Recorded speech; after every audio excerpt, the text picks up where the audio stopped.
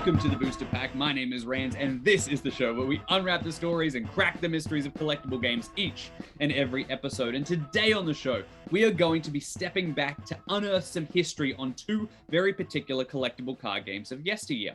Now, these two games kind of stand out and actually occupy a bit of a unique space when stacked up against many of the other legions of collectible card games that were released in decades past. You see, rather than being based on a Hollywood blockbuster, an animated cartoon, or even another gaming property, these two collectible games, much like Magic the Gathering or Legend of the Five Rings, actually introduced a brand new IP upon their release. They weren't based on anything else that had come before them. Now, these two properties are the Magi-Nation DUEL game and the Spoils TCG. And both of these games featured an expansive universe that players could discover simply by cracking open booster packs and popping open starter decks. Now, what players could do was they could actually get in the narrative driving seat because there was no other media to consume otherwise. They could learn these characters in this universe simply by building decks and playing games across the tabletop.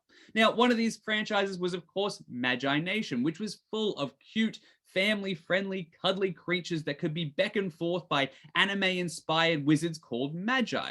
The other was the Spoils tournament card game, which firmly lent into its more mature humor and stuck its tongue in its cheek as it welcomed players into a world of nihilistic rogues, teenage tech elves, and literal banking fat cats. Now, on the surface, it probably seems like there isn't much common between those two games, but there is a few common threads, and one of which is joining us on the show today, a designer for both of those games. Now, it is without further ado, I will be exhilarated to welcome to the Booster Pack somebody who has worked on several much-loved games in both cardboard and in code. It is our guest today, Josh Lytle. Josh, how you doing, bud? I'm doing great. Excellent, excellent to hear. I'm so glad you were able to join me for today's episode. I absolutely am excited because I love those two games we just mentioned there, the Magi-Nation and the Spoils TCG, and I can't wait to dig into them. But before we get into all that sort of stuff, I would love to just sort of know your backstory, you know, like what first attracted you to, you know, gaming and the gaming hobby in general? Well, that's kind of a long story, I guess, but we got plenty of time. yeah.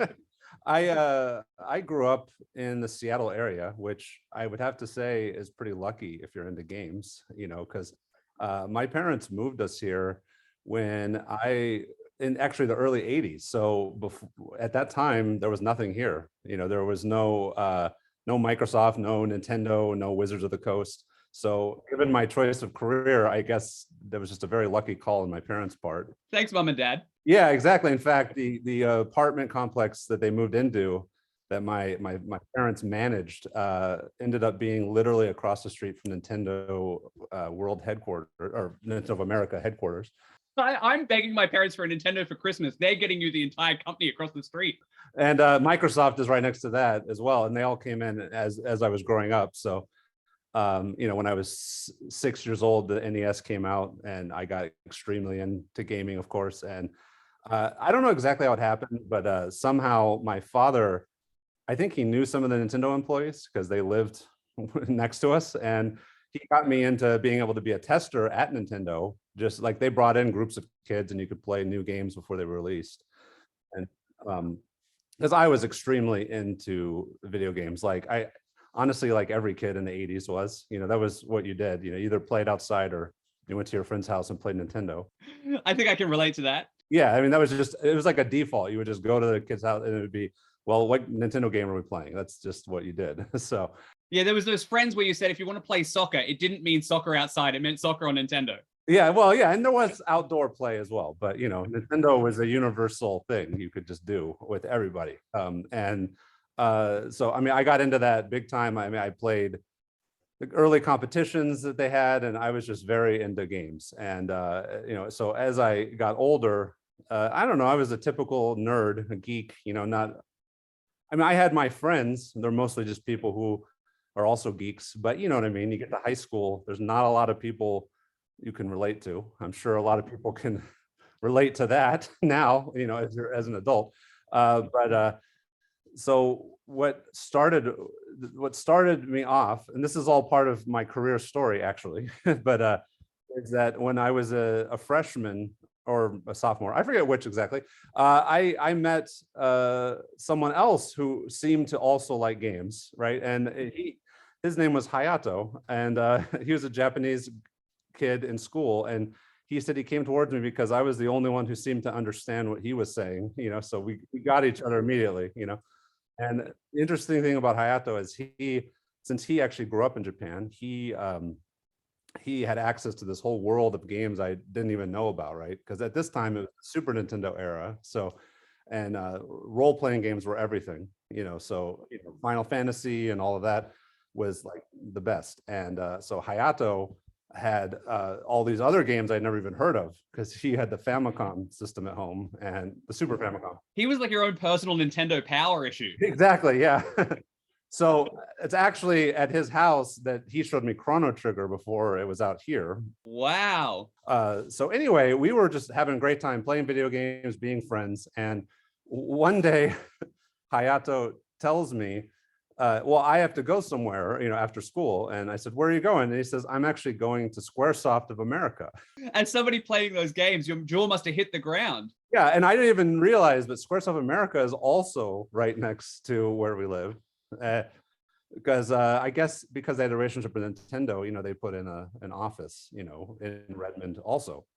And it turns out he was friends with like the lead gameplay counselor at Squaresoft, Hayato was. So he was going over there and he said he was playing Chrono Trigger, the US version. And I was just like, that's amazing, right? It's coming out. And we had seen mention of this in Nintendo Power, everyone was super excited. And so he's sitting there going and playing this game, and I'm just like super jealous and just like, what the heck is this, right? So I had experience doing a Nintendo, and so I was like, wow, this is amazing, right? And so eventually I asked him, well, can I tag along? I wanted to come see. Let me in. Yeah, I literally went with him to Squaresoft, like uninvited, and like his friend let us in the door, right? Like we basically sneaking in, right? And I go into this room, and Hayato sits down.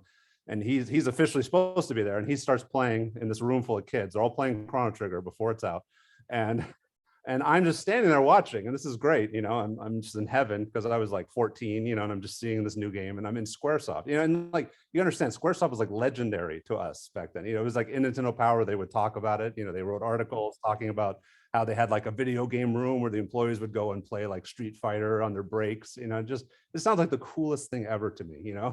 And it was, and not just was it Squaresoft, it was Chrono Trigger, one of the most iconic Squaresoft games ever. Well, at that time we didn't know, right? I mean, it turned out that was what it was, right? But like, it was like, oh yeah, this is a cool new game. It was really cool. I mean, I could tell it was cool, but and so I'm standing there, and then one of the adults walks over to me and he says, hey, do you play these games? And I thought to myself, well, maybe he's asking if I'm one of these people who's supposed to be here. And I said, oh, no, I don't. And so then he looks at me, he's like, oh, okay, well, that's too bad. So, because you didn't know who this adult was, right? Oh, no, it turns out he actually was the guy running the whole testing operation.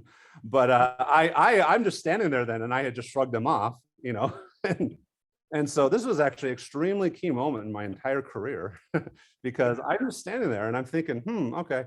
And then I think to myself, because I'm a dumb 14-year-old, I'm like, wait a minute, like a little light bulb in my head is going off. I'm like, maybe he meant, do I play Nintendo games? Am I into this? Because of course, I'm like the hugest fan ever, right? So I looked to him, I literally looked at him and I said, wait, did you mean, like, do I play Super Nintendo in these games? Because yes, I'm like the biggest fan ever, like, yes. And he's like, oh yeah, great. Well, like I run these tests, and we'll get you signed up. You can come back here next weekend and play, right? That is amazing. Imagine you didn't correct yourself on that moment. I don't know. You're correct. Yeah. Cause then like, and here's the proposition he gave me, right? Like he said, again, a 14-year-old boy in the 90s, right? It was like, you come back here next weekend, you get to play the game all weekend. We'll pay you $50 and then we'll buy you all the junk food you want all weekend and just hang out with us. That's literally the 14-year-old 90s dream. Yeah, I'm gonna say we'll buy you a copy of the game when it comes out, and I'm just like, okay, like where's the downside here? Like, yes, sign me up. There is no downside, and in fact, like I said, you have the ultimate cred of like I played it before it was cool cred. Oh yeah, totally. And so I mean, I went back the next weekend. I got the permission from my father, of course, and I went back and yeah, it was amazing, right? I got to play the game, I got to beat it, got to get the multiple endings, and test the game, and it was fantastic. And I mean, actually, what happened though at that testing session is that the person I was sitting next to happened to be a guy named Matt Holmberg, which I'm sure people who are fans of Magi-Nation know that name. And for those who don't, he was pretty much the key artist on that entire game. Exactly. And so this is where the story starts to develop. Because now at this moment, I mean, Matt and I just kind of talked to each other and were aware of each other. We weren't like the best of friends or anything. We just, oh yeah, this is this guy Matt. He's cool, right? Because Matt is a super charismatic guy. I mean, everybody loves Matt. You can't not notice him, even at that age. So, and so basically, though, he made an impression, right? And so that's how my career in games started. I got to do that, and it's just a minor amount of testing, but it was amazing. Because then the following year, they started to make Secret of Evermore. And that was the first Squaresoft game made entirely in the United States. And so they needed testers. What they did is that they called us up, and I was on the list. And so they said, we're going to be doing it for 3 weeks. And you can pick one of them. And so I picked the middle one, I figured. So I showed up on the middle week, and there was this huge room filled with like 8 and 10-year-olds, young kids. And then it was like me and Matt Holmberg again, and then one of Matt's friends. And we were the only older kids there, basically. And so we started playing Secret of Evermore. And as it turned out, the game was getting horribly broken. They would make mistakes. So like the entire game would be, you couldn't progress anymore. And so this entire room of kids would get stuck. And so they started saying, hey, you kids who are competent, you 3 older kids, why don't you come in at night and play through the next ROM we're going to do, and make sure that we're not going to waste everyone's time tomorrow, right? That's amazing. So you guys were actually the bug testers, but the 10-year-olds, they were actually just like the focus group. Exactly. And so over time, they started to like us, and they realized they really only needed us. Right. But because Matt and his friend had started a week before, they were better at the game than me initially.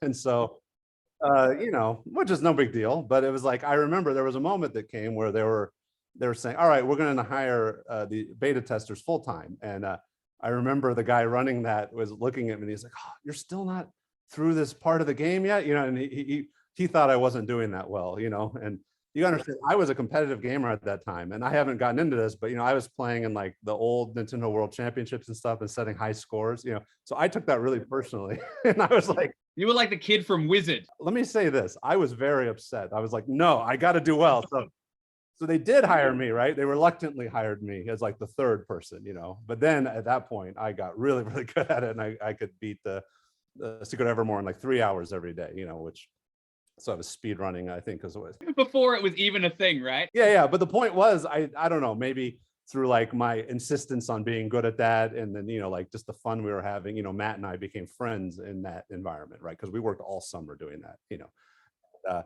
This is a key thing, because while we were hanging out and doing stuff, we talked about what we were into. And Matt actually at that point, he had his notebook and he was drawing, and his beginning days of learning how to be an artist, right? And I was talking about how I was working with Hayato, still my best friend at the time. We were staying up late at night after school, and I was making an RPG engine actually, and teaching myself how to program, and Hayato was doing the art for it, and we were just learning everything about how to make games.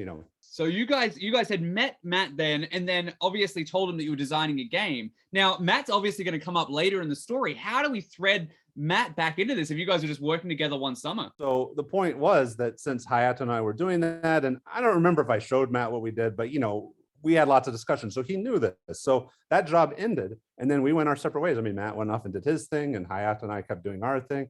We graduated from high school. Right. So I'm sitting there figuring out what I'm going to do. I'm like 19 or 20, right around then. And then I get a phone call. I'm still living at home, and I got a phone call on my parents' answering machine one day, and Matt has looked me up in the phone book, and because he remembered what we had talked about and what we had done, and like I haven't talked to him in 3 or 4 years, and he says, "Hey, I've met this guy, and he is making a new thing, that has a card game and a video game." And I remember that you were like into both those things. And so like, do you want to come meet him? Wow. So that was connecting those two moments, that full moment. And as those who haven't guessed already, that what Matt is talking about there is obviously 2i, the company that was making Magi-Nation at the time. I thought that was amazing though, because like just out of nowhere, Matt calls me and I'm like, so I called him back. I'm like, sure, let's go. And we went and met one of the founders of 2i at his house. Matt had been working on concept art for them. I brought Hayato along because I was like, Hayato, you got to have, I think the first time maybe I didn't, but then I said, look, we got to get Hayato involved because he's awesome. I mean, Hayato is not only a brilliant artist, he knows all about video games, and he's great with like equations and knowing how the battle engines work, and just, he knows all that stuff. So we got him involved. And so all of us didn't work together and building the initial seed, the groundwork for what Magi-Nation became, like the nuts and bolts. I mean, the two founders of Interactive Imagination had the initial inspiration, right? Like they came up with, let's make Magi-Nation, let's have Magi, right? But then they came to us to like make it a reality. They asked us for input, right? So we all work together as a team, right? So at this base of this sort of company, as you were given this directive, like to make this Magi-Nation thing, the Magi are going to be a type of mage or a wizard or something like that, and you guys have to split off into this sort of sections. One side, trying to create this IP. One side's creating a card game, and then eventually a very popular Game Boy game as well. How do you sit in that intersection? Well, because I mean, literally, to some extent, the founders didn't actually know how to proceed. They were just trying to figure out the people they needed, right? And so since I kind of had knowledge in both aspects, they came to us initially and like, we need design documents, right? So they had me making the design document. In fact, I got kind of a part-time job. They were like, I was literally getting paid at 19, to make game design documents, which to me, again, another very lucky series of events. I felt great, right? It wasn't a lot of money, right? But like, hey, write these documents, put together the game, and that meant like thinking about everything, how does the battle engine work? And then in doing it holistically, right? So we had to come up with the one resource system, and how will the equations work, so the card game and the video game kind of feel cohesive, right? And how do they intermingle, and like, what's the Venn diagram in which they meet? Exactly, yeah, because we don't want it to just be like everything was done separately, right? It's all the same concept, right? And there's several ideas that never went anywhere, but just the other thing of, I'm not saying it's the most inspirational thing ever, but the region diagram, like that was stuff that we came up with in that period, right? Just the idea of the 5 points, and then that there was like regions in between the other 5. And I forget exactly even how much of that got used in the end, but that was what we did. And but we knew, even as much as I was learning about programming, I was not a professional programmer at that time. I mean, I knew how to do Windows programming, but I couldn't just like make a Game Boy game. So they were looking for someone new. And this is where a very key person in the story comes in, which is one day they had us go to a place, and there was a guy there named Patrick Meehan, which I'm sure people know. And that's somebody who would become a big name in the Magi-Nation universe, creating, helping you create that Game Boy game. Yes, he was the lead, just to cut ahead, he was the lead artist and the lead programmer, the director of the game, and he also was the single most influential person on the Spoils, I would say, probably besides me. I mean, but the two of us probably had the most to do with the Spoils. So those who are following along, in this very beginning of Act 2 right now, we've got a major character entering the scene. Yeah, exactly. Yes, and one of my closest friends for my whole life. So Patrick is, yes, a good guy. So, but anyway, he shows this demo. He actually had purchased I think he purchased his own Game Boy Color kit, right?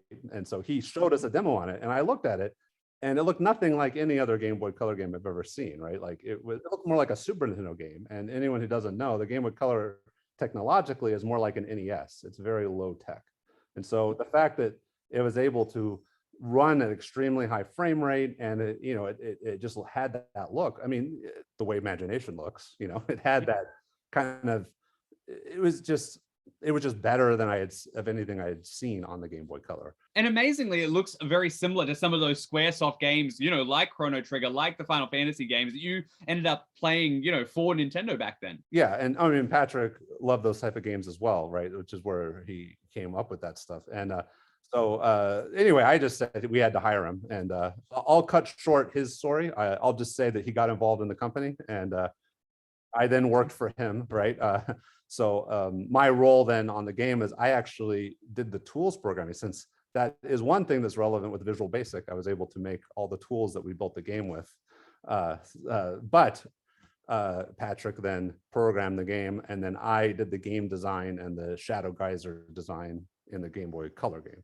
So we're talking about the Game Boy Color game there, but parallel to that, to sort of build out this franchise, there's also the side of things that, you're having to write these design documents for this entire card game, which is an entire different sort of system and everything like that. Let's shift to that and talk about that for a second, because it's really fascinating, because you've mentioned things like RPGs and you've mentioned like JRPGs, and now that I'm thinking back on it, obviously things like Magi-Nation, the card game, sort of are reminiscent of that. Like you said, there was the one resource system that you had to use, which sort of reminds me of like PowerPoints or MP or mana in a role-playing game. And also in Magi-Nation, for those who don't know, the game actually features 3 Magi's at the beginning, which sort of feel like a little bit like a JRPG party. Oh yeah, that's interesting. Yeah, and so I can't even tell you where the idea for Magi-Nation came from, like the card game. It was like this is gonna sound almost like a cop-out, but it was a pure act of inspiration. I mean it. Like, here's literally how we did it. So Hayato and I used to, because we had school, right? We would sit up late at night. I guess this is the equivalent of, I don't know, hanging out on Discord now, but we would be on. Thanks for translating to the modern day. Yeah. In the 90s, right? I had my own phone line, physical phone line, hard line installed in my room in my parents' house. And then we would sit on the phone with each other, right? Like, with a speakerphone, like all night. And then we would just program and talk, right? Yeah, because there was no teleconferencing, there was no any of that, right? So we would just sit there and play games, and then we'd be up, and it'd be like 1 a.m. or something. It'd be like, you want to go to Denny's? It was the only place open, right? And so then we would like hang out with our notepads and stuff, and we'd just like talk about games and designs and sketch stuff and figure stuff out. And so this was like the thing we did. We always would hang out like that. And so when this project fell in our lap, which was, hey, you now have to design this Magi-Nation, right? I was like, okay, well, how should we approach it? I'm like, okay, well, first of all, we should have cards that kind of look like, Magic cards, or you know what I mean, like collectible cards. Because at the time, Magic was what I was, familiar with. So we went to Kinko's, and I made like a template, that like literally a 9x9, it had been drawn out with like an area for text, an area for art, like we drew that. We made it 9x9, and then we photocopied it like 100 times.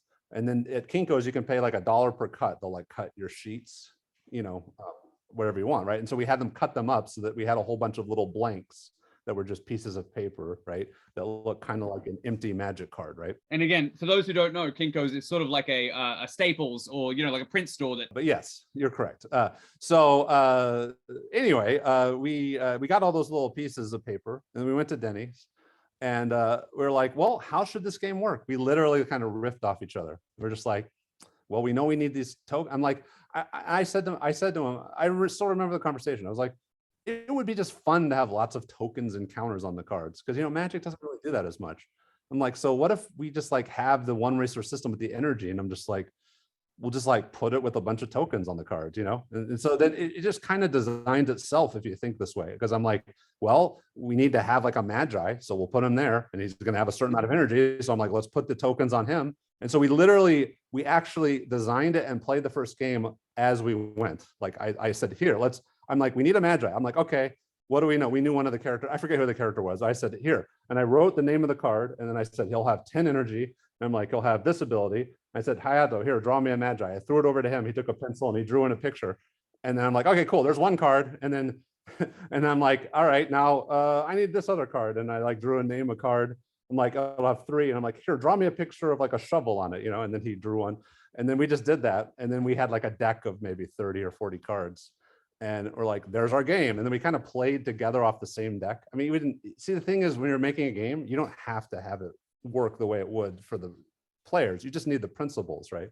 So we both kind of had a Magi, and then we both drew off and just played some cards, right? Just to see how it felt. Just to get the pieces moving around the board state and everything like that.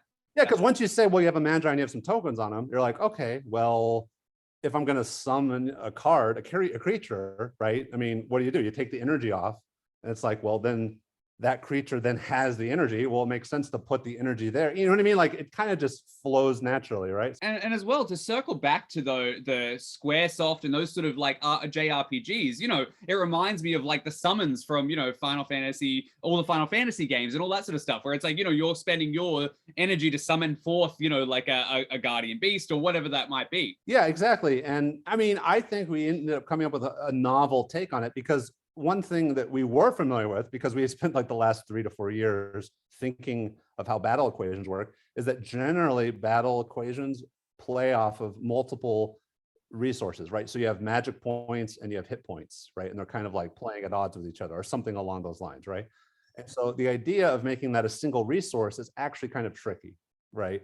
Because once you make essentially your hit points and your magic points the same thing, you get into some interesting mechanics, right? And I wasn't even totally convinced it would work, right? Because, you know, you're always making a choice of, you know, I'm losing energy to cast a spell, and that kind of sucks in a way, right? You know what I mean? You're putting yourself at a disadvantage to gain board state advantage. Exactly. Which is why, once we're thinking about that, which was the next step while we were having that design discussion at that Denny's at 3 a.m. or whatever it was, we're like, well, you have to have something where you're getting more energy for free, which is where you get the energize, right? Which is like every turn you're getting more energy, right? And you're getting rewarded for playing these characters through these other things in a consistent basis and everything like that. Exactly. It just all kind of naturally flows. Now, that's where we started, right? And then that's where you start to realize, like, some of the cooler effects of the game and how it played were all almost like ancillary, right? Like they happened, you know, like they just happened, and then we're like, oh, that's fun, right? So we liked it. In other words, it wasn't like I designed it to be fun that way. Sometimes you just try a bunch of designs and then you see how they work, and then they turn out to be fun, you know? So like one of the aspects of that is that you get all this energy up front, whereas in Magic, you have to build slowly, right? So in Magi-Nation, you're like, here's all this energy up front. And so you can kind of be explosive, put all this stuff out. And then it's like, and then sometimes your Magi can then go away, and then you get another Magi, and then you get all this more energy and you can be more explosive. And I know, I mean, look, I never played competitively. I don't know how the metagame developed. I don't know what the best players did. I just know that if I'm just thinking about making a fun game, that's fun. It's fun to just have all these cards coming out and have all this energy flowing around and be able to do all this stuff. And it ties your characters so much to the cards that you're playing. Like, you know, like in Magic, you know, everything sort of seems arbitrary based on the lands and the mana that you have. I guess it's, you know, you're the Magi in this particular case, but in yours, it really feels like it's a character building game, sort of like those JRPGs we've been talking about. Yeah, and so I was happy with that design. And so I guess, I mean, I don't know really where to go with that. Just to be clear, if anyone doesn't know, right, I only really did that core design, which is why I'm credited with original concept, right? Which is because in the end, I actually made an initial set for the game too, which I thought was pretty good. However, I never tested or anything because due to the demands of the Game Boy Color game, you know, like we had to hand off, the card game went into the hands of other people. So like, I think Daniel Tibbles is a well-known figure, right? He was my friend who I got helped get hired, and then he took over the game.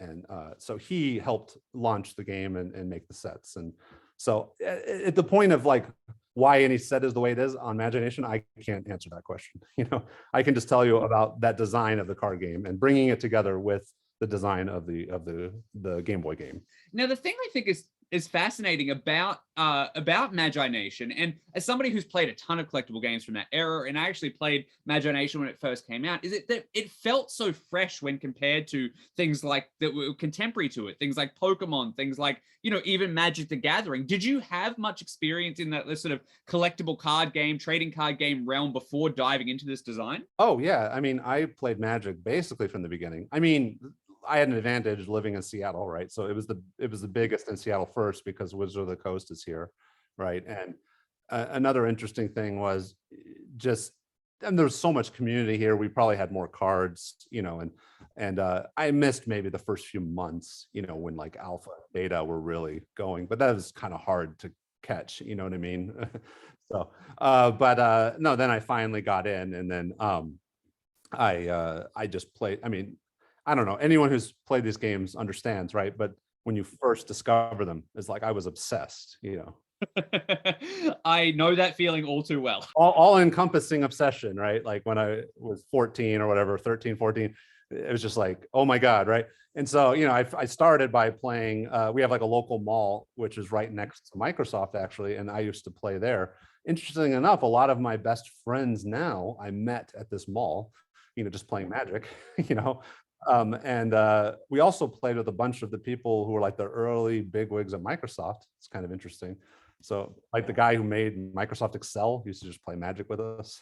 Yeah. It was kind of nerve-wracking to play with them too, because these people, they would buy like 9 sets of everything when it came out. And, even back then, it would be like, like, I don't have a lot of money. I'm 15, And they're like, oh yeah, I just have 9 sets of beta and alpha and, Arabian Nights and Legends. They were godlike, to us, But it's interesting that you mentioned that, because my previous guest for a core episode was Paul Peterson, and he actually started at Microsoft before moving to Wizards of the Coast. And he said that there was a big community of Microsoft people, him himself included, who played in those sort of Magic tournaments that Microsoft did. And obviously there's a huge connection between Wizards of the Coast and Microsoft in that era. Like Seattle was this sort of like, this sort of, for lack of a better term, mecca of gaming in those sort of 90s era, and it still is today. Oh yeah, it was great. I mean, because we had connections and stuff, sometimes we got to go play like in the Microsoft cafeteria, which was always fun. When I was a teenager, I got to see the promised land, because in the early days, Microsoft was like an early pioneer in the tech benefits, so like their cafeteria was all inclusive, was included in being an employee, right? So when we were there playing, it'd be like, oh yeah, just big coolers full of free sodas and stuff. Again, as a teenager in the 90s, it's like, oh, this is awesome. A great place to hang out and play Magic. That's amazing. So let's circle back to Magi-Nation. Obviously, you had all this experience playing collectible games before, but Magi-Nation introduces a ton of unique things that I don't think I'd ever seen in any other collectible card game. Obviously, you were drawing on things like that JRPG experience, but there's a couple of things that are really innovative about the game that I think the fans really have grown to love. So for example, different Magi would be balanced by the different starting hand cards that they could start with, which I think is a completely interesting concept for a collectible game. Do you remember where that idea came from? Well, you know what? I actually can't take credit for that one. I think that was Daniel Tibbles. And Daniel is a brilliant designer and player as well. I believe at one point Daniel was like the world champion of L5R. So so he really knows his stuff too. So yeah, like, so again, I can't take full credit for everything in the game. And I think I didn't fully get that at first, but you're right, it has turned out to be a good balancing mechanic. And I don't even remember everything that has gotten into the final game, because again, I wasn't the player, right? So what's weird is everyone will always expect the designer to know the game really well, but it's funny, players I think know the game better than the designer. Like Richard Garfield is no good at Magic, right? I mean, yeah, exactly. Things have departed so far. Well, while you've taken on this sort of this role, you design the original engine and stuff like that, but you start to step away into moving into the sort of Gameboy side of Magi-Nation, which I play personally, as well as the card game, and I loved that game. It had so much personality and very much, I honestly thought it was a Japanese-made game for years, until I found out otherwise from you guys. So tell me a little bit about how you stepped away from the sort of the card game side and moved into that the Game Boy game side, and sort of make me understand a little bit of like what you guys did to approach this thing. Obviously, you had that experience at Nintendo and Squaresoft. So tell me about how you guys approach this brand new opportunity, with Patrick and the team as well, to sort of create your own sort of American JRPG. So yeah, let me see. How can I explain this? It started with just me and Patrick and like Matt and Hayato, and we're trying to figure out how to make a game, right? So Patrick knows he has an engine for the Game Boy Color. I had written some design docs which have ideas in them, but how do you turn this into a game, right? And Patrick no, basically he made this tiny engine, and then he did everything with scripting. So he wanted just to not get too technical, the idea was that you don't want to write lots and lots of code, right, to make the game. Instead, you want to have kind of a high level language that anyone smart can kind of get into. And then you build lots of scenes out of that, right? So what you do to make the game is you build a bunch of maps, and then you trigger like a scene, which is all of those cut scenes and stuff that you see. That's how you build the game, right?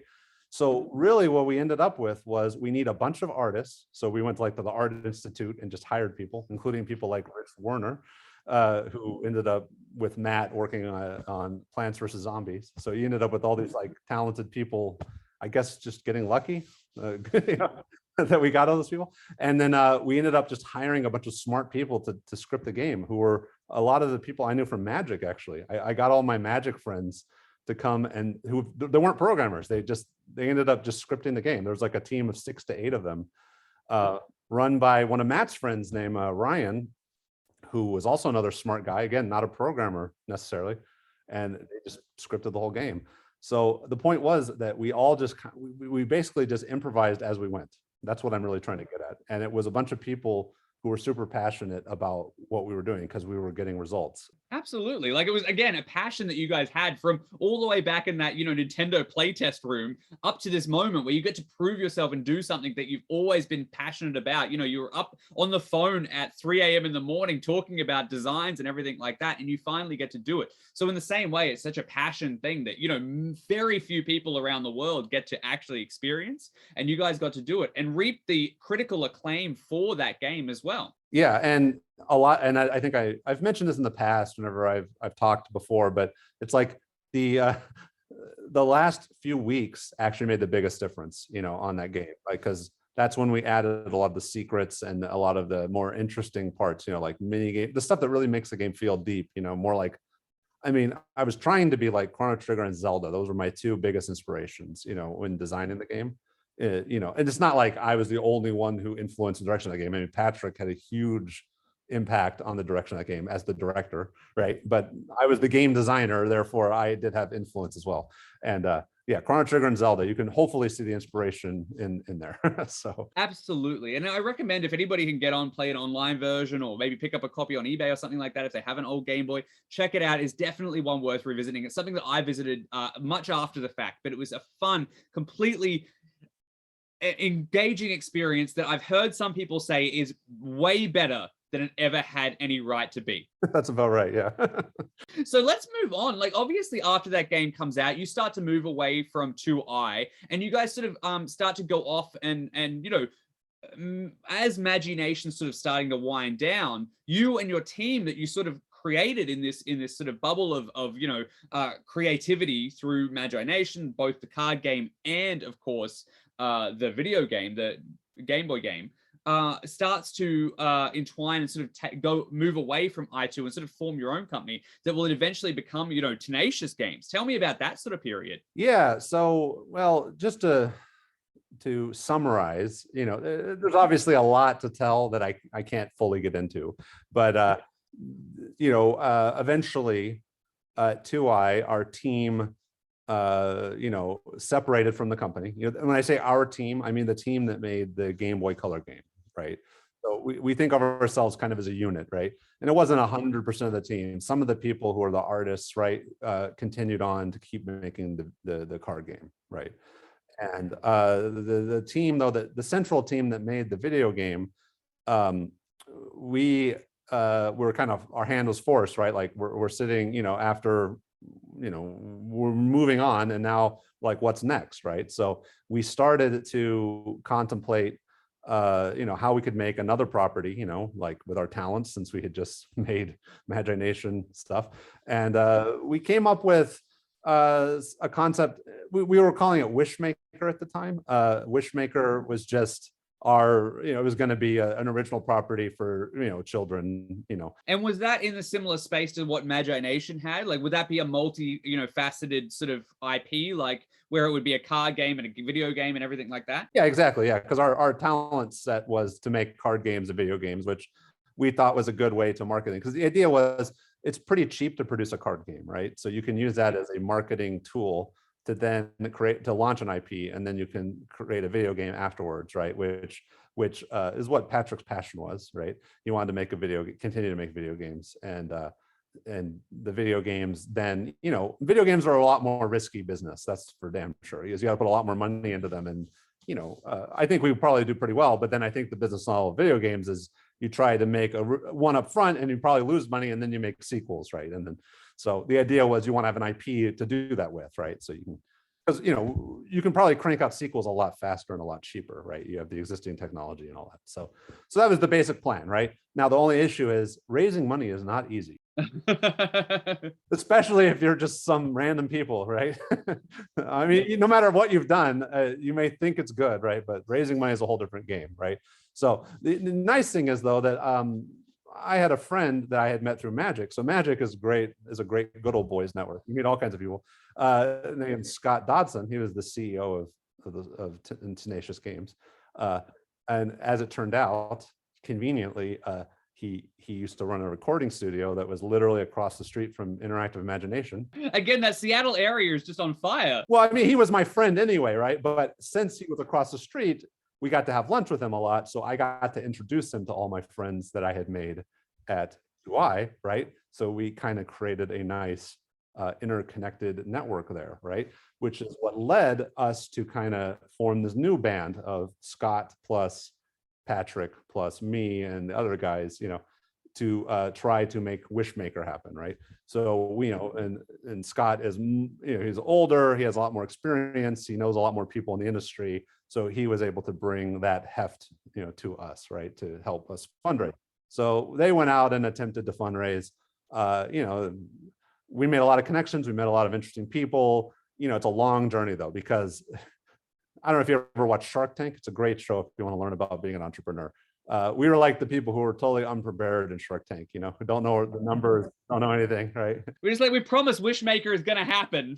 Yeah, exactly. Well, I mean, basically, it's like coming in unprepared, like smart people coming into a situation where you don't know what you're supposed to be selling. That's my assessment, because I wasn't actually, so I was still the creative person. I was not the business person. But from what I can understand, we were coming in and not knowing what they needed to hear. You know what I mean? So over time, since Patrick and Scott are extremely intelligent people, they figured out what needed to happen. They gamed it, right? As gamers, they min-maxed the score and figured out what the people needed to hear. Exactly. They're like, here's what we actually need to do. And like, I think at one point we even like won a local like entrepreneur like presentation thing, because Scott's great at public speaking, right? He got up there and we like won an award, and so like over time we built stuff, and like it's just through sheer persistence, for being around for year after year, we got some traction, right? And eventually we're able to raise money. However, it had shifted. At one point we became the Spoils and Tenacious Games eventually, right? And that was a pivot. So, and I don't even remember when that happened, but this took a long time. It went from about 2001 to 2005, 6, right? So that's so fascinating. So you guys started in this realm where you were sort of aiming to sort of bring out like, like a Pokemon-like type franchise that was similar to Magi-Nation, that was going to be, like a kid's card game and video game and stuff like that. And then essentially a figurative 180 hits, and you sort of spin around and go lean into this completely other type of game, which is the Spoils, that is like adult orientated, that's tournament focused, that's all about cutting edge gameplay. Tell me about what you remember about first sort of coming up with the concept of the Spoils as both as a business proposition and as sort of like a universe and like a property that people can sort of put more an IP in itself. Well, we had a real basic business theory, which was if you looked at the data for collectible card games, Magic had been doing really well. But then Pokemon had come out, and Pokemon represented capturing a younger market, right? So Magic was kind of across the board. And I don't remember the exact numbers, right? But the basic theory was that Pokemon had this like it had made so much money, right? Around 2000 or whatever it was, late 90s, right? I mean, if you looked at the data, it was huge, right? It was, I forget, hundreds of millions or something, right? 400 million is the first year from what I've heard. Yeah, and it was huge, right? So it represented, and here was our theory, right? There's this wave of young players that are going to be moving forward in time, right? That had been exposed to Pokemon. So then they're going to hit puberty or a certain age, right? And so this was actually Wishmaker. The idea there was let's capitalize on the players where they were, but then as we move forward in time, they're starting to get older, right? So that wave of players is now going to be teenagers, right? So we're like, we need to release a product that's like the cool kids product. It's like cutting edge, it's edgy. Yeah, exactly. Edgy. And it is a differentiator too, right? Like it's the adult thing. And it's cooler than Pokemon, so you can like leave Pokemon behind. You can do this cool thing, right?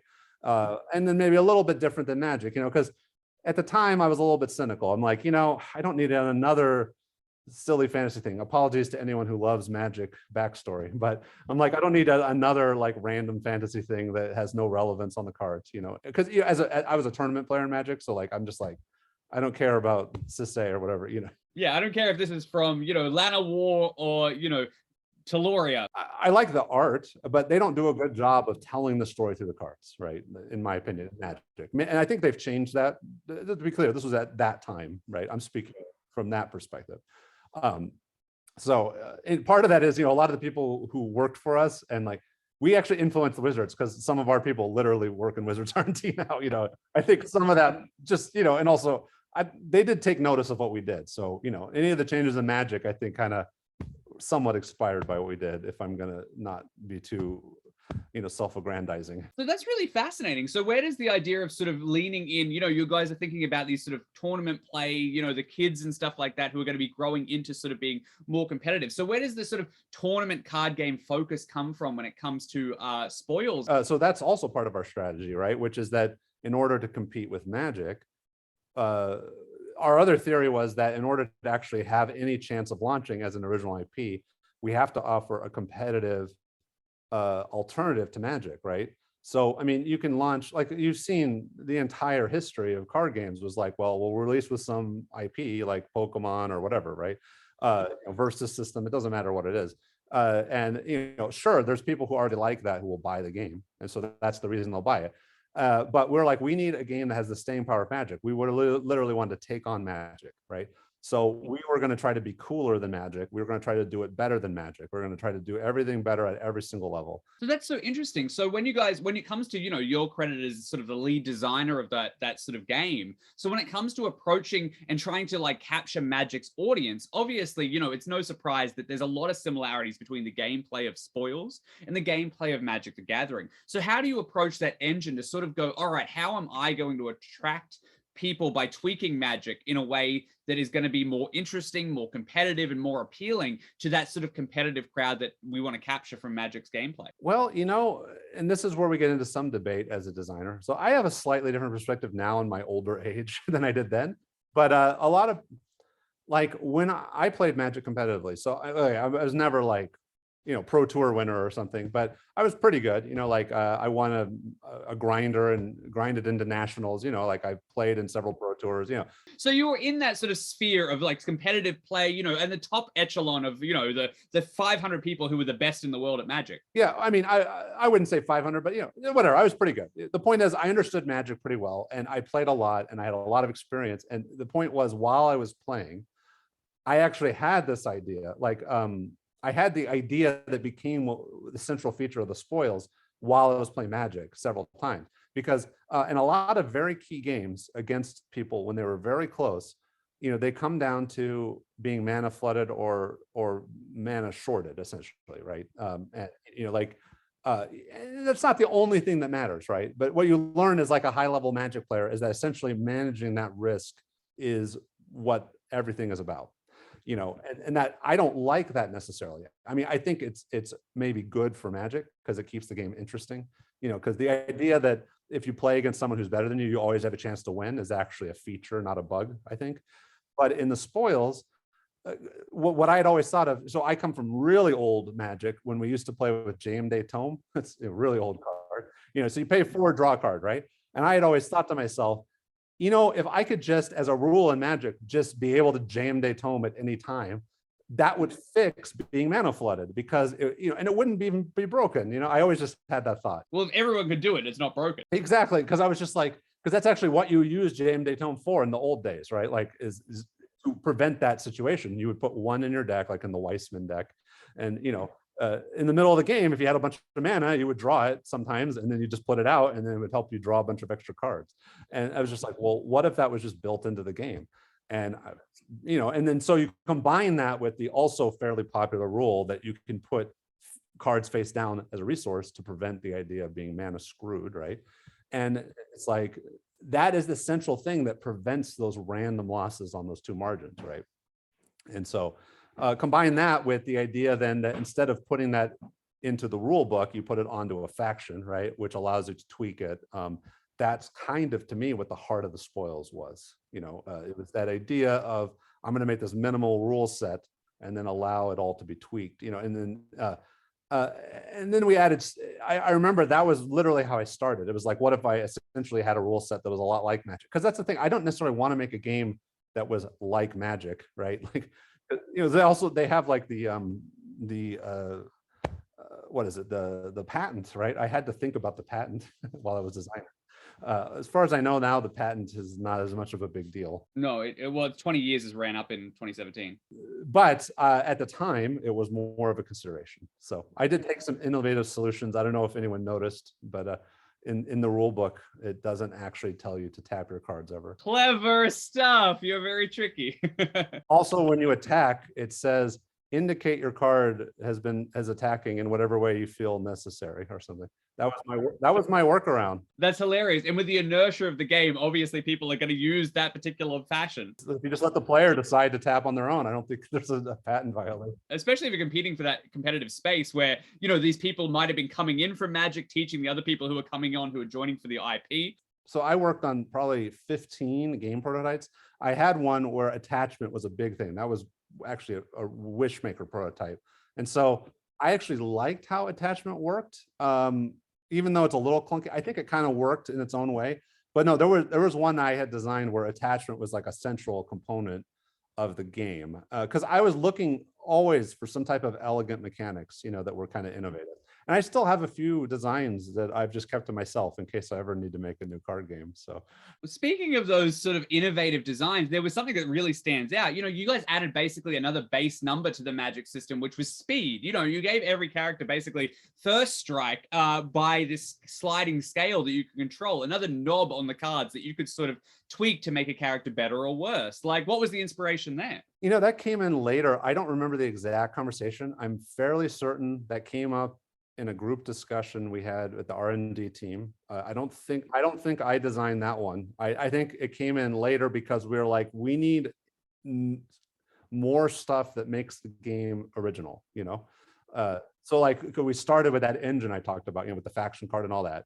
And then we were looking for a differentiator, and then speed somehow happened. So it was either like, I'm sure if one of my friends hears this and they're like, oh no, I invented it, then I'll give them credit. But it may have just been a collaborative discussion. That's how it is so often, right? But I definitely can't take credit for speed on my own. So another thing that really attracts people and obviously draws comparison to Magic the Gathering is rather than a color pie, you guys had different trades that your characters could embrace. There was the different silos of like, rather than, Magic's red and blue and green and white and black, you guys had, warlords and bankers and all these sort of different concoctions of this slice of the world, which gave it such a flavorful feel and sort of felt almost satirical in a way to our world. There was arcanists and gearsmiths and stuff like that used elite language. Tell me, like, the flavor seems so appropriate. How did you guys approach, factionalizing the game in such a fashion? Oh, wow. That is a big question.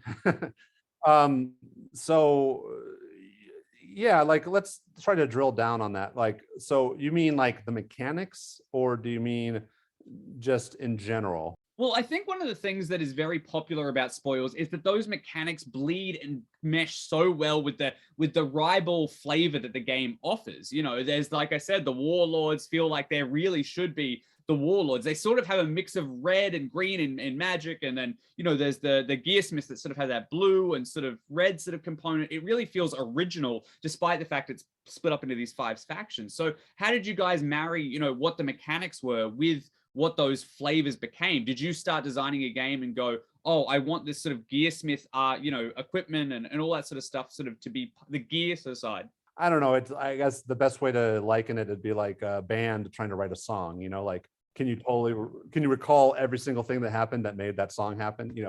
Because like the drummer kicks in and then someone on the guitar comes up with something. You know what I mean? Like, so in this case, our band is the R&D team, and then Patrick and his creative side, because Patrick is not really into collectible card games, but the R&D team were all people who were. And then some of us on the R&D team also understood the creative side. So there was this marriage there, right? So Patrick and me and Dylan mostly talked about the world of the spoils and what we wanted, right? Mostly, I think that was Patrick and Dylan at the beginning, right? Because they were kind of the story people. I was kind of the middle go-between, so like I understood both. And so I think the way that we generally approach this, because this is how we did it every time, is we would write up some kind of story Bible. So Patrick had this idea for the world. He's like, we're going to have the different types of characters. And he knew from the beginning, though, that we need like 5 trades or whatever, which, by the way, people call factions because that's just what they do, but no, they're trades, right? So, and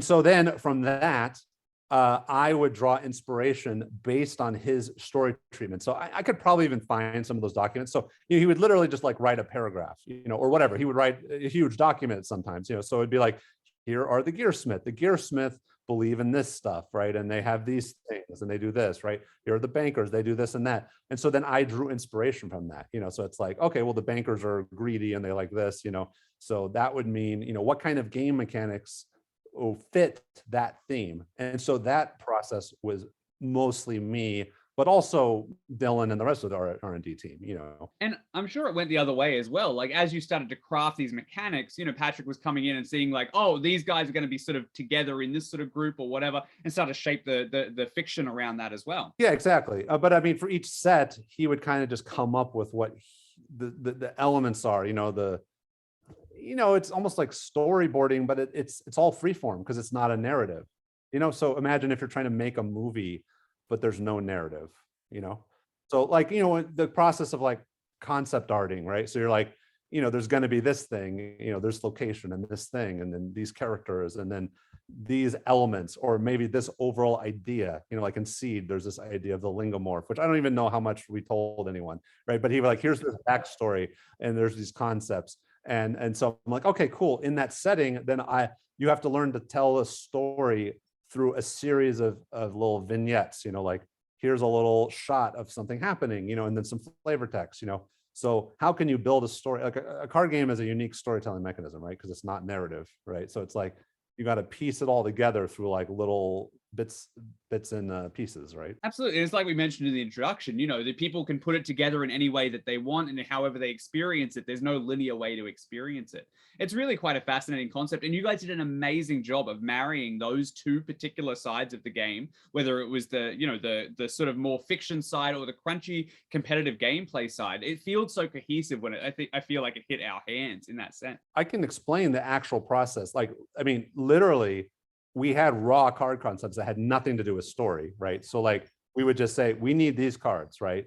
And this was like maybe after that. So let's skip the initial germination phase. Like once we kind of had established what types of mechanics we wanted for which trades, right? Like, which was pretty easy to do once we had established what the trades were. Now, if you're making like a set like Seed, we would know, okay, well, we want a banker card, and we need we come up with some inspiration. Let's do a simple card.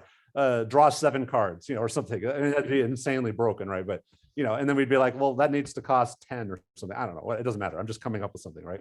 And so you just put it in the database as draw 7 cards, pay 10 tactic, right? And then you anything in your environment at the time, or you'd come up with something. You could call it like hungry hippos or something, whatever. I mean, I'm serious. And I put a test art on it of hungry hippos. So when it prints out in our beta test, it literally had the hippos on it, right? That's another amazing thing about the game. It sort of embraced popular culture in a way that other collectible card games really weren't, especially the ones from original sort of properties. Magic wasn't doing hungry hippo jokes or even leak jokes about, the way that elves were done. I just came up with that, right? So the point is, most of the time, it's just total nonsense, right? However, as we're playing, we might just decide, you know what? Why don't we just call it hungry hippos? And then I would just tell Patrick, and he'd be like, that's funny.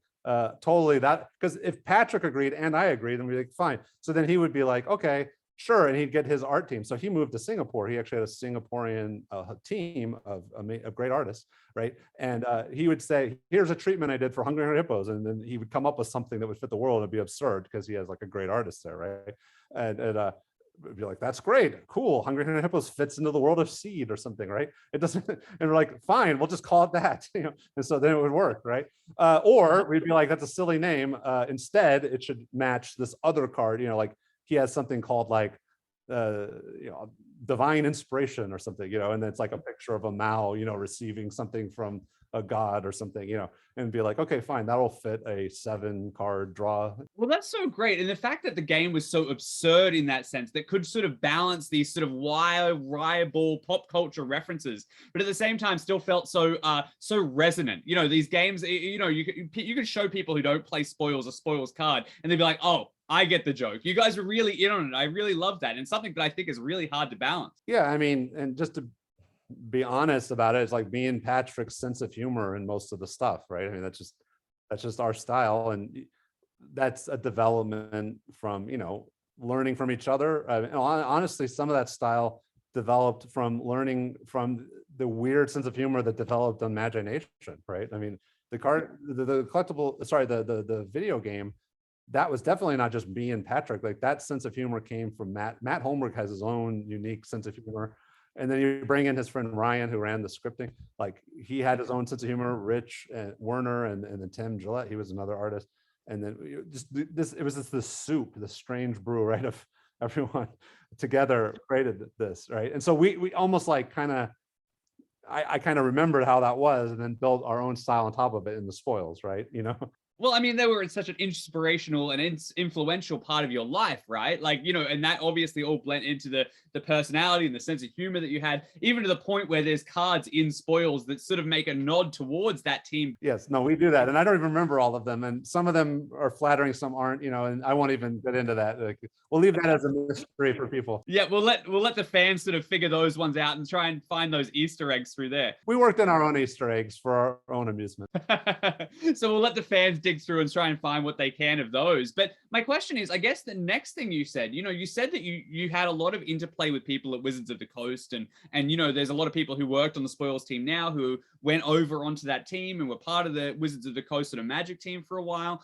Did you, while you guys were designing the original version of the Spoils, did you guys get any feedback from people who were working on Magic at the time or anything like that at Wizards? You know, I didn't personally. I mean, I know that I saw, because, you know, when we had like our tournaments and stuff, you know, there were people who worked, you know, on the Spoil, sorry, Wizards, who came and saw it, you know, so you could actually, and I remember, I don't want to name drop him too much, but Gavin Verhey, he used to be one of our old friends who played Magic, and I know he's a big time Magic guy now, right?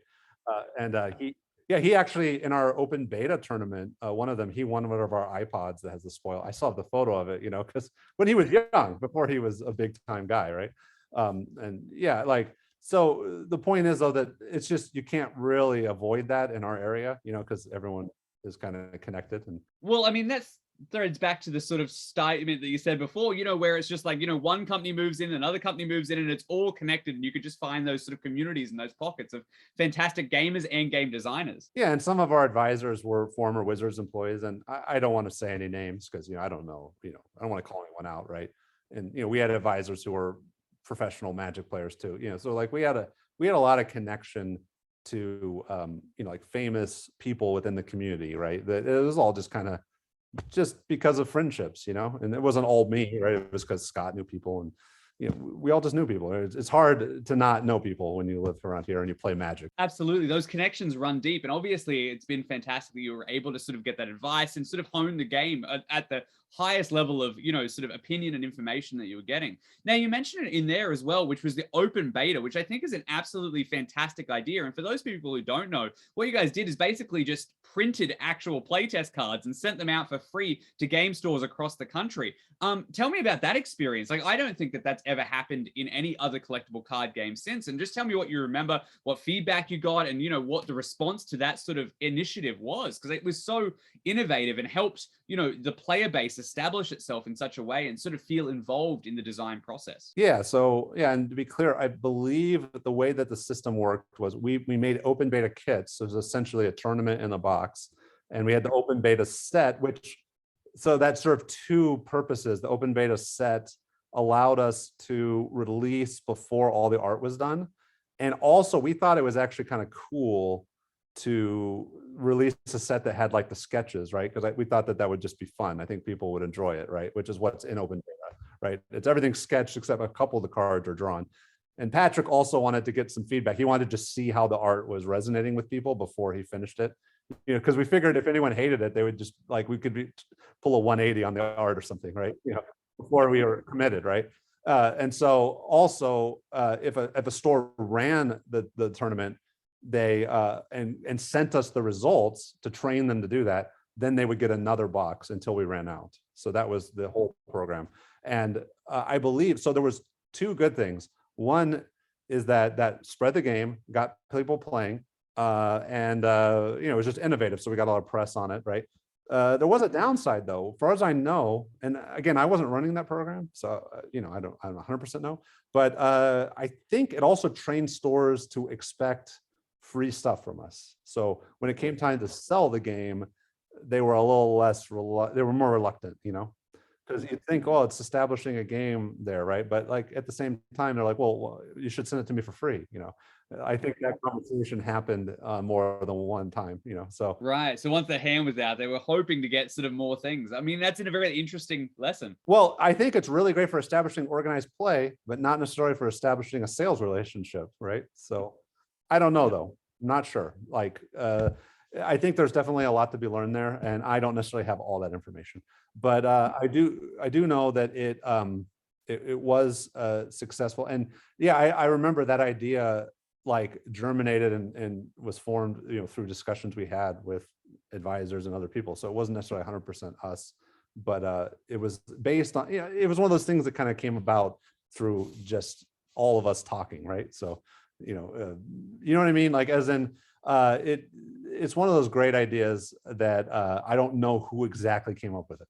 Yeah. Well, it was innovative nonetheless, right? Like it was an amazing sort of way to treat a release of a card game. And again, something that hasn't been, hasn't ever been tried before or since, as far as I know. So it's really sort of fascinating.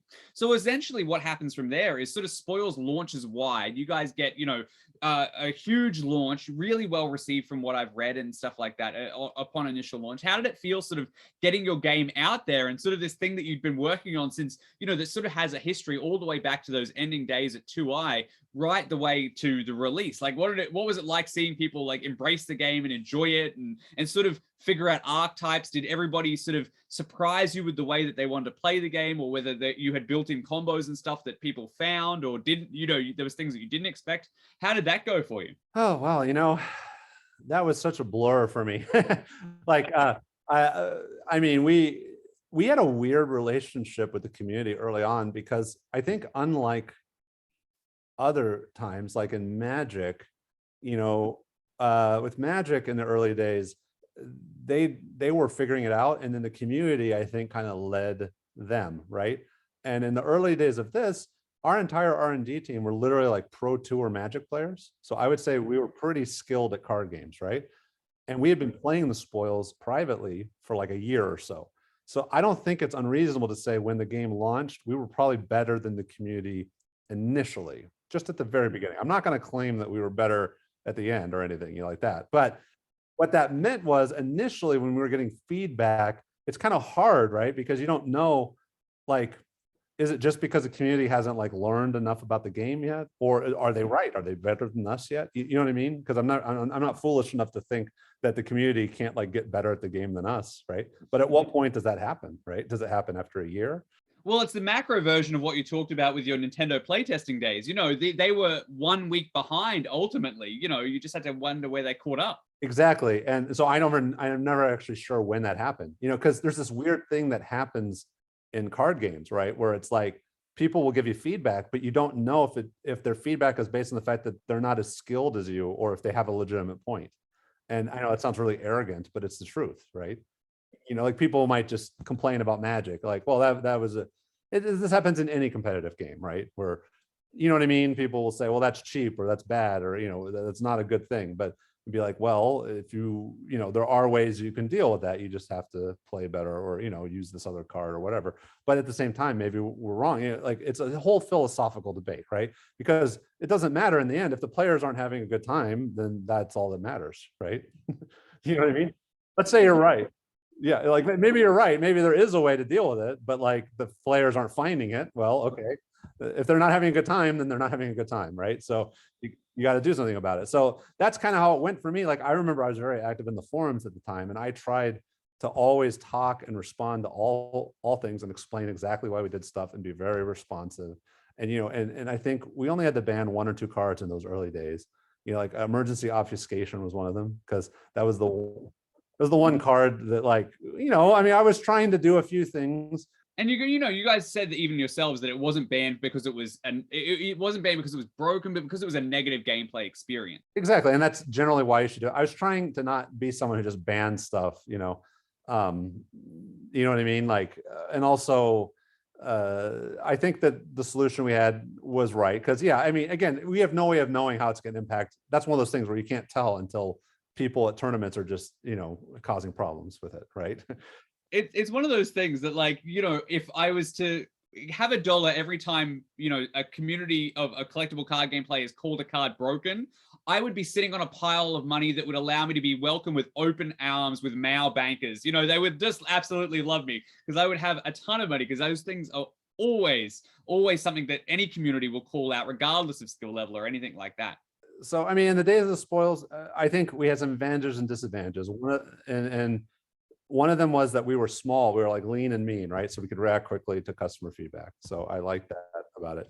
I mean, and part of that was, I mean, essentially I just had unilateral power, so you could take that for what it's worth. I mean, philosophically, a dictator can get stuff done, right?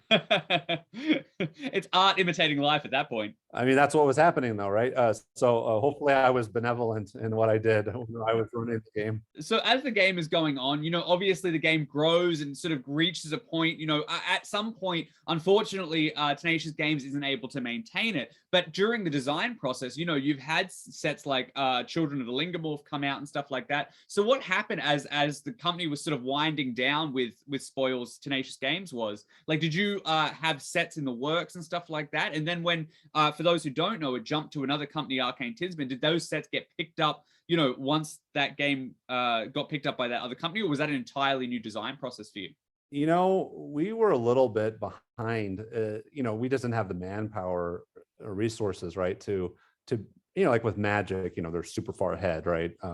Like, I mean, we were a little bit ahead. So I mean, with our limited time and energy, we had Dylan was one of our founders, right? He was working on new concepts, right? Like he went off and designed the core concepts of Seed, right? And then the rest of the design team came and worked with him on it, right? And I think he was off working on a new set, and I don't actually remember what that was at the time, the new block, because we never got to it, right? But I had a database filled with the cards, right? And so I remember as things wound down, Arcane Tinsman did approach me to make new sets, and so I always had like a database of whatever random ideas we had come up with, right?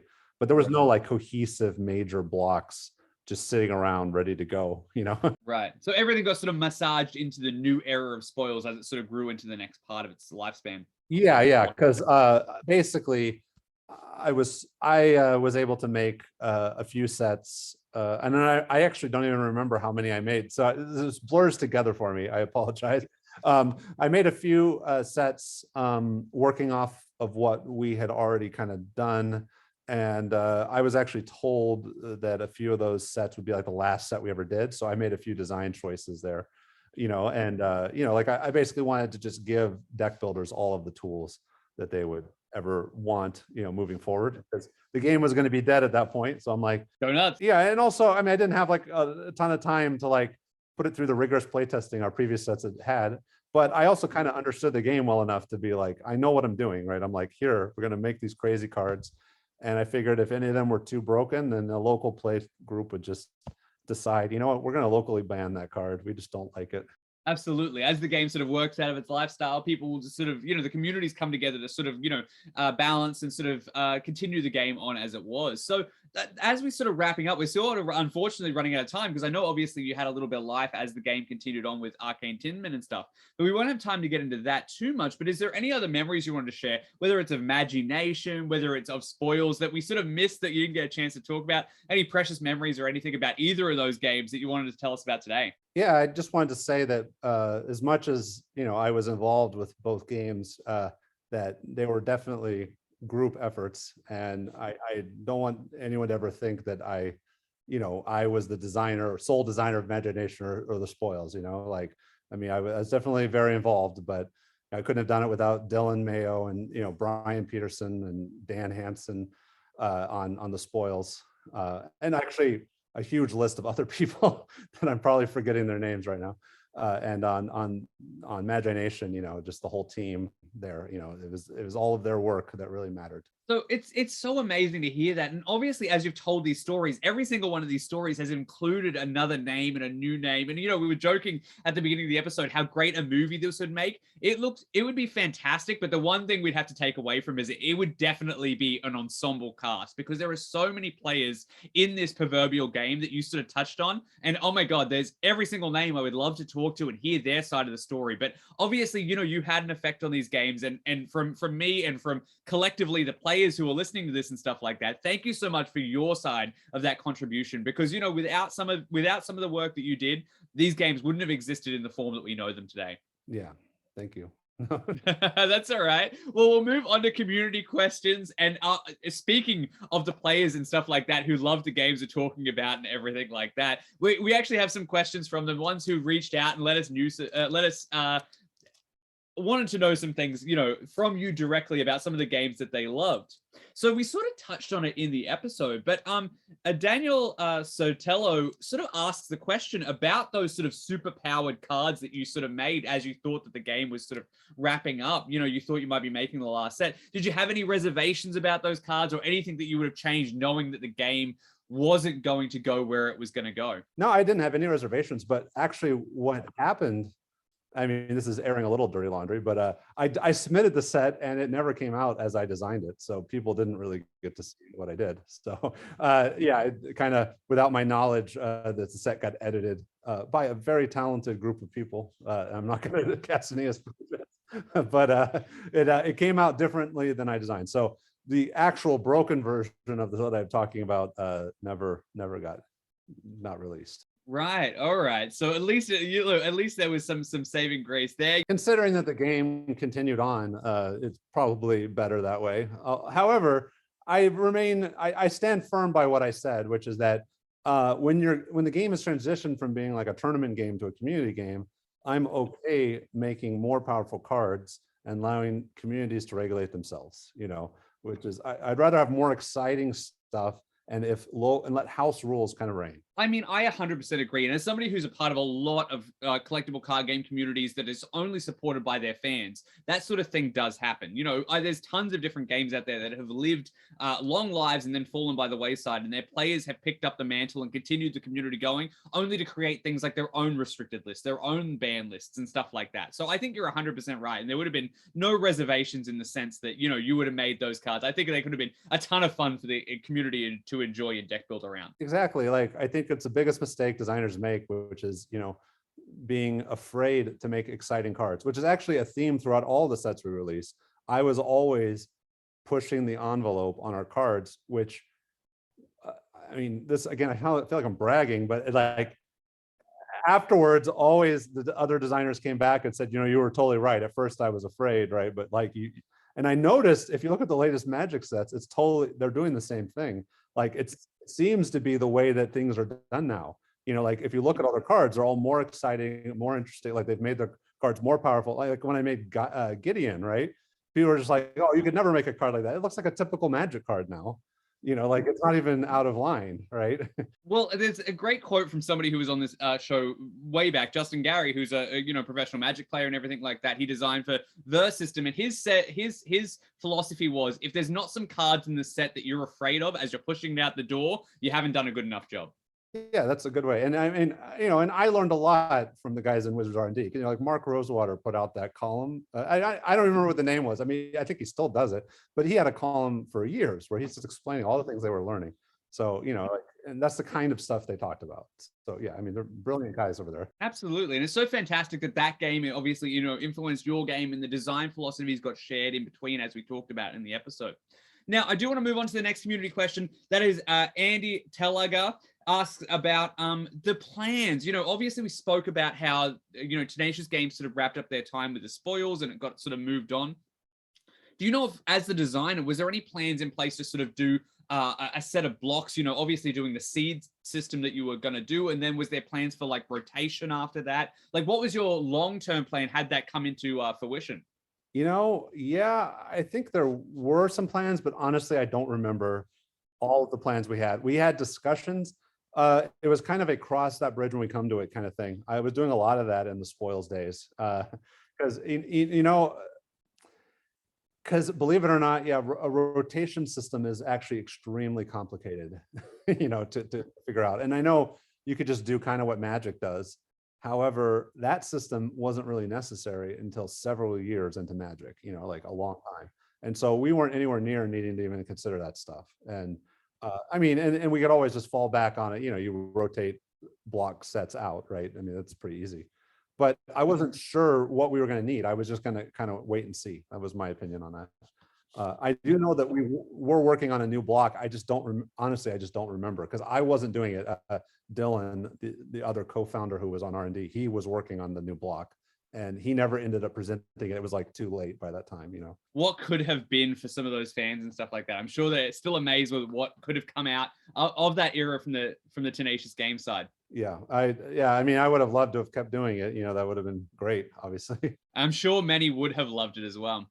So to jump across to a different game, of course, we have a question from the community by Mark Johnson, and he's asking just about what this might not even been your decision, but if you have any perspective to shine on it, do you remember what the inspiration behind Magi-Nation's the different lands or the different nations or whatever it was, what the idea was behind having a card that in that game you could pay an extra one if your card was not from your sort of region or faction to play that card? Do you have any memory or what the inspiration behind that part of the game was? Because he is not sure where that sort of came in and if that was enough to balance the game.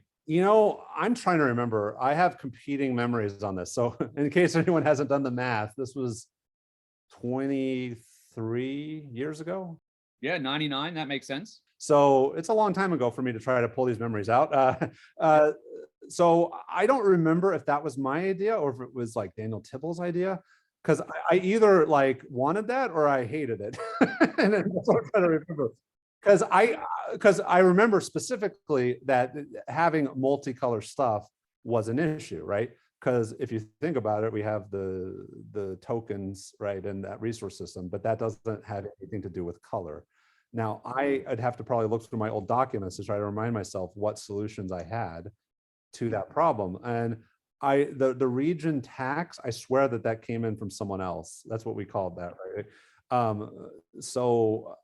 And because we needed something, like I think part of my philosophy was that maybe you could only play the one trade at first. I mean, that's obviously not a good solution, but it is an idea, right? And then have a lot of universal cards, right? So that's one idea. And then the other one, oh no, because I think the other idea, sorry, it's too vague. It's probably not even useful, right? But another idea might have been that you would play multiple region Magi's, right? And I don't even remember how the rules came up. I don't even know if you can do that. So apologize for my ignorance about how the final rules ended up. But I think the idea was, that you could play with two. Yeah, I just don't remember. There were some, I think that tax, there are ways around it. Let me just put it that way, right? And so I don't know if I had anything to do with it. And no pressure, of course. Obviously, it's something that stood the game and people still love that game regardless. And obviously, it's something that people still embrace. Now, speaking of Magi-Nation, in hindsight, as somebody who was a designer, I don't know how often you revisited the game after you sort of let go of it, but was there anything that you sort of looked back on and thought to yourself, and this question comes from Josh Ness Elmore. Ness Elmore asks that, is there anything that you would have changed about it in hindsight now? Yeah, that's a tough one. Because like I said, I just did the original design, so I'm not sure what the final rules were, like all the fine details, right? like, in other words, I'm not a rules scholar. I can't just quote the rules book, like, so, getting into fine grained details over what I would change, I'm not sure. Right. So yeah, I don't know if I can answer that. So Now, well, and then as a subsequent to that, Ness Elmore does ask one last question about the Magi-Nation and if there was anything else that influenced the spoils. Obviously, there was a card that was a huge Easter egg for Magi-Nation in spoils, the exploding sock puppet card, which actually included a ton of the text that showed up in the video game. Was there anything else that you hid in there that you can tell us or share with us about Magi-Nation in the spoils card game? well, let me think. Is hidden sandwich? I'm trying to remember if that was in Magi-Nation. It may not be, but that was another inside joke. Then I think so. The lines blur for me between inside jokes and just stuff that was in Magi-Nation. Well, I remember in Magi-Nation there was that sort of thing of like hidden tacos and all that sort of stuff. Oh, that was Matt. That's all Matt. Matt loves hiding the tacos in his stuff. So we didn't put any hidden tacos in the spoils. So well, we'll make sure, anybody who's a huge spoils head, make sure you go through those with a fine-tooth comb just to make sure there was no references to Matt in there. Now, of course, we have one last thing to do before we end this episode. Thank you so much for joining me. But before we wrap it up, we have the Kracken Questions segment. Release the Kraken.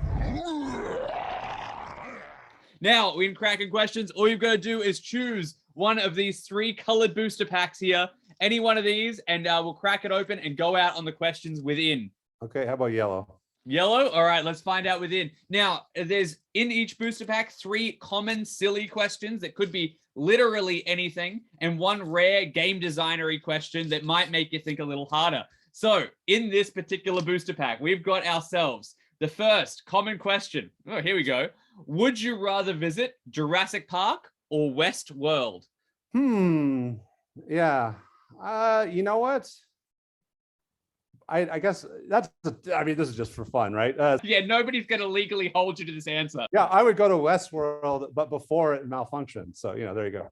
That's hilarious. All right, so second silly question. You enter a bookstore. What is the first category you head for? I like history books. I like political books. I actually, you know what? Let's say I'm going to say this. I like philosophy. I would go to the philosophy section. So that's awesome. All right. So the common question, your last common question. What is your favorite game that requires dice? No, I don't play a lot of games that require dice. I'm a card gamer and a video gamer. At least I was. But let me think. When I was a young kid, I would play a game called Zilch with my mom. It's essentially Yahtzee. Oh my God, I love that game where you'd roll the dice and you have to keep one, and it was like a betting game type thing. I know that's not the answer you'd expect, right? Like you'd expect me to say like D&D or something, right? But no, that's not me. So that's awesome. Well, I love Zilch personally. So anybody else out there who hasn't tried it, look it up. It is a fantastically fun game that you can play with just some 6-sided dice. It's absolutely hilarious. All right, your last rare game designer question for the episode. We're going to go out on. All right, this is an interesting one because you've worked across a couple of genres. Which gaming genre, which you haven't worked on, would you most like to give a try, and what appeals to you about it? Okay, well, I guess I could say this, because I've worked on a lot of stuff. I was really into fighting games, and pretty good at the time of like I was mentioning earlier, Street Fighter Alpha, X-Men vs. Street Fighter. I like those.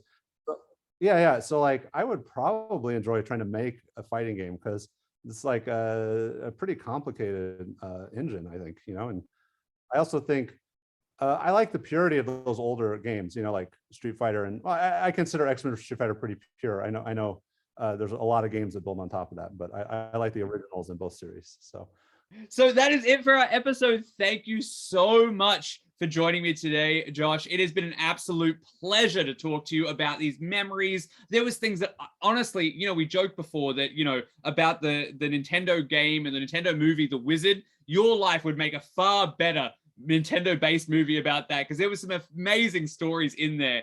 Thank you so much for joining me. Goodbye from me. Goodbye from you, Josh. Oh yeah, goodbye. Thank you. All right, until next time, remember, keep shuffling.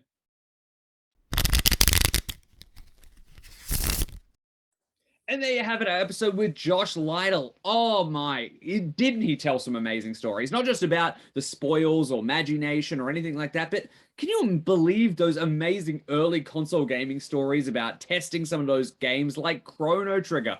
Absolutely amazing stuff to hear, and I cannot believe that those games connect to some of my favorite collectible games of all time.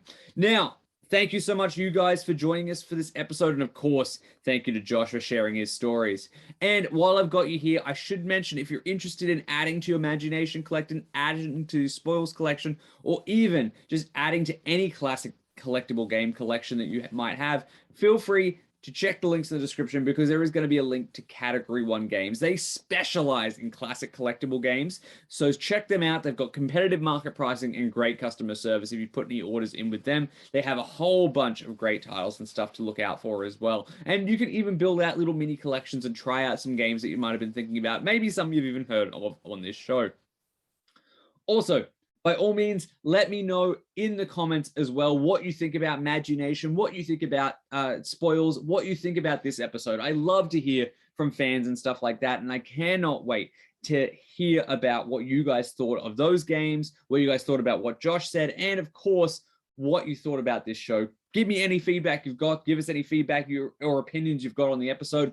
And even if you're listening on a podcatcher of some sort, please give us a review because it helps spread the word about this show and help bring more guests to shows like this one so that we can sort of keep bringing out amazing content and amazing stories like Josh's stories that we shared today.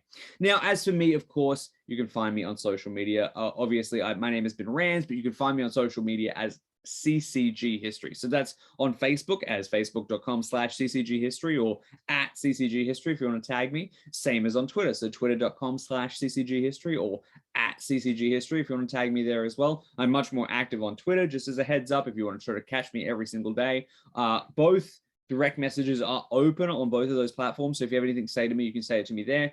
Or if you feel like sending something a little bit more long form or some more details, you can catch me via the booster pack at ccghistory.com. You can find me there and just send me anything you want to let me know, whether it's a story about collectible games or some sort of interesting information about what we talked about or some sort of context to something that you've heard about here and there or on another episode, whatever. I would absolutely love to hear from you on the booster pack at ccghistory.com. Now, the last thing as well is if you really dig down in the description or the show notes of this episode, you're going to find our listener survey. So that is basically a survey that you can just let me know when you started playing collectible games, what sort of games you want to hear about on the show or creators you want to hear from, and any feedback you've got for the show or anything else that you want to add, or even maybe you have a suggestion for Kracken Questions. Let me know in that listener survey as well. Obviously, I check all the answers from that time to time, and I love hearing from responses on that as well. So that's about it for me. Thank you so much for this episode. It's getting late, but I have absolutely had a great time talking about Spoils and talking about Magi-Nation and talking to Josh, of course. But until next time, remember, I've said it once and I'll say it again.